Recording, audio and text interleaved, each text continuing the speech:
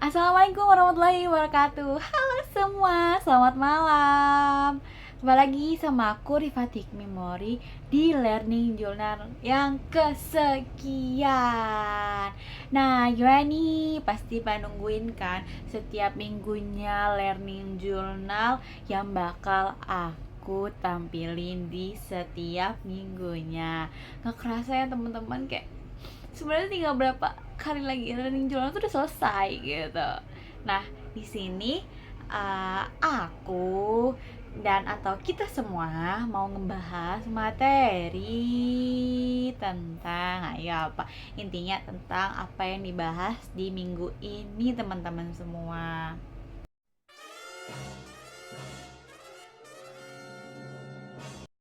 Nah, teman-teman semua pasti nggak jauh ya dari yang namanya public speaking dan public speaking.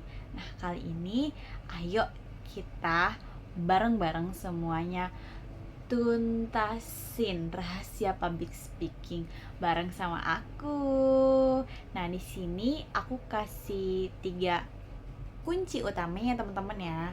Yang pertama itu tentang persiapan mental, lalu tentang bahasa, dan tentang penampilan. Yuk kita simak sampai habis biar kamu makin jago teman-teman semua. Oke, ayo ayo ayo ayo, ayo.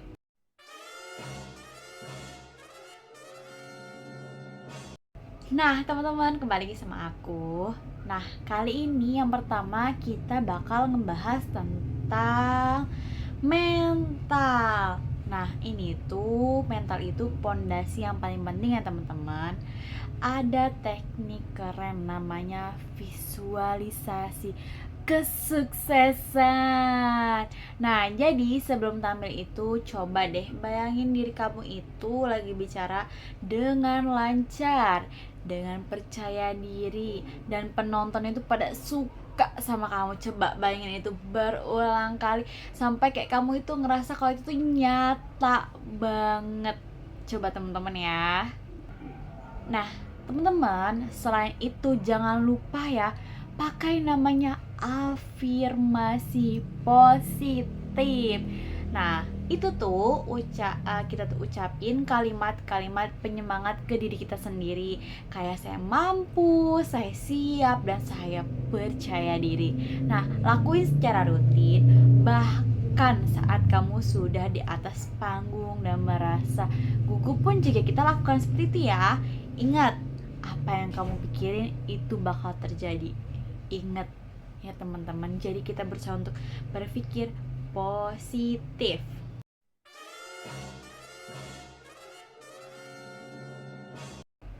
Nah, teman-teman, setelah persiapan mental, sekarang gimana sih cara kita ngomong? Nah, gimana ya gitu tuh. Kayak performa bahasanya itu tuh bukan cuma soal kata-kata biasa doang, tapi gimana pesan itu sampai dengan jelas ke audiens atau ke penonton yang nonton di kita.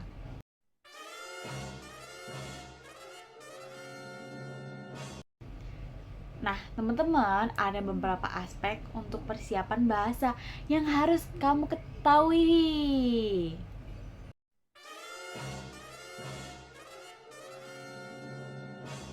Nah, aspeknya itu pilih kata yang pas. Jadi, pakai kosakata yang jelas dan komunikatif. Jangan berlibet-libet. Lalu, sesuaikan dengan siapa kamu ingin berbicara. Kalau sama anak muda, ya bahasa santai aja. Kalau misalkan sama yang lebih di atas kita, kita juga harus lebih sopan. Nah, lalu ada latihan vokal. Ini tuh wajib ya teman-teman, latihan vokal itu. Nah, latih artikulasi kita biar pengucapannya itu jelas, terus aturan intonasinya itu jelas, terus biar penonton tuh nggak monoton dengerinnya. Terus jangan terlalu cepat atau lambat ngomongnya. Jadi jangan lupa latihan nafas juga biar suaranya tetap stabil ya teman-teman.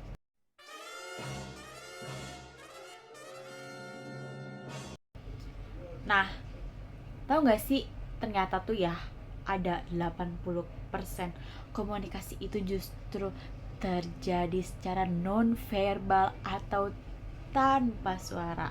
Nah, ini namanya persiapan simbolik. Gerak tubuh, mimik muka kita, dan cara kita berdiri itu ngaruh banget. Kayak sekarang nih ini kan aku tanpa sadar kayak ini namanya bahasa nonverbal, kayak kita gerak tubuh, gerak tangan, terus mimik muka aku mengekspresikan itu.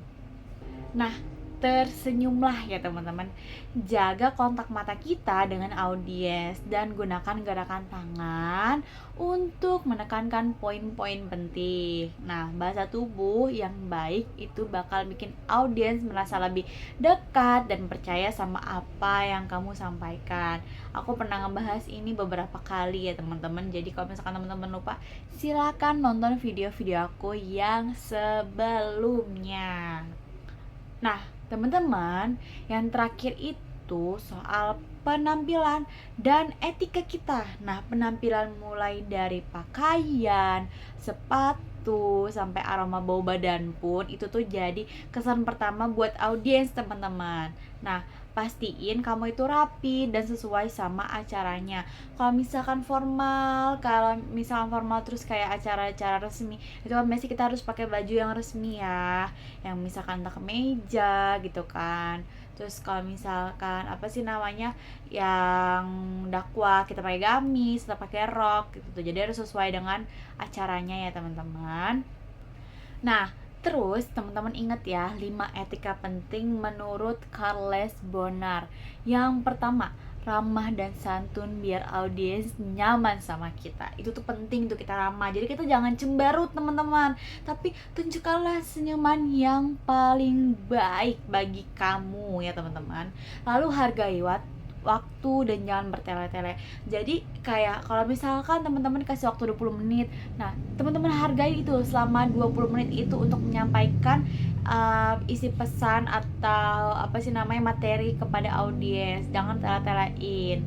Lalu yang ketiga, gunakan bahasa yang tepat, yang sesuai sama audiens teman-teman. Gak bisa kita pakai bahasa gaul untuk Gen Z itu ke orang-orang audiens yang lansia, itu nggak bisa. Jadi harus pakai menggunakan bahasa yang tepat ya teman-teman, yang tepat ya teman-teman. Lalu berpenampilan rapi, kayak aku nih, aku pakai kerudung gitu kan, ini tuh rapi ya. Kalau misalkan pakai kemeja yang rapi ya teman-teman, harus rapi karena itu kesan banget buat audiens. Kesan pertama, kalau pakaian si pemateri rapi, pasti audiens juga enak liatnya. Nah, lalu yang terakhir, jangan cuma bicara, tapi dengarkan juga pertanyaan-pertanyaan yang dilanturkan oleh audiens dengan baik. Gitu ya, teman-teman.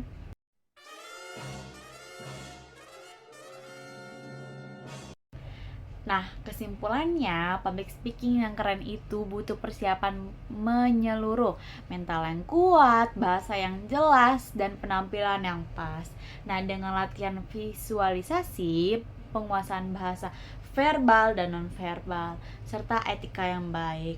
Nah, pesan yang bakal kamu sampaikan pasti bakal diterima dengan optimal oleh audiensnya. Nah teman-teman, itu dari aku. Terima kasih yang telah mendengarkan. Semangat buat kalian yang latihan dan terus berlatih, jangan pantang menyerah. Aku pamit undur diri. Selamat malam. Bye bye. Assalamualaikum warahmatullahi wabarakatuh.